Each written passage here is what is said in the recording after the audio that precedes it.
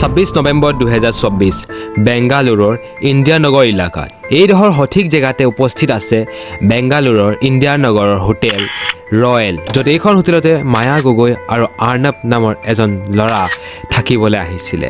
কিন্তু আফচোচ এইটো কথা যে এইখন হোটেলৰ পৰা আৰ্ণৱটোতো ওলাই গ'ল, কিন্তু মায়া গগৈ কাহানি ওলাই নগ'ল। কাৰণ যেতিয়া 26 তাৰিখে হোটেল ষ্টাফে মায়া গগৈ থকা ৰুমটো খুলিছিলে, তাত দেখা পাইছিল যে মায়া গগৈক নিশংসভাৱে হত্যা কৰা হয়। So after the incident, he has taken a cab and he has moved to the railway station. So till there we have tracked. So there he has switched off his phone.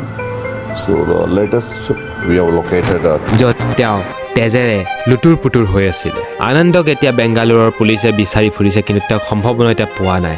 কিন্তু মই আমাৰ সমাজৰ অসমীয়া নিউজক ক'বলৈ বিচাৰোঁ যাতে এই নিউজটো আপোনালোকে উঠাওক, ছ'চিয়েল মিডিয়াত দেখাওক। কাৰণ বহুত নিউজ এনেকুৱা আছে য'ত মুছলমান ব্যক্তিয়ে মাৰি দিয়ে ছোৱালীক, কিন্তু সেইবোৰ নিউজক লৈ বহুত প্ৰটেষ্ট কৰা হয়। কিন্তু অসমৰ এজনী জীয়ৰীক যেতিয়া এই ধৰণে নিশংসভাৱে হত্যা কৰি দিছে, তাৰ কোনো প্ৰটেষ্ট, তাৰ কোনো নিউজ এতিয়ালৈকে মই ছ'চিয়েল মিডিয়াত পোৱা নাই। আজি নিউজটোত ইমানেই আছিলে।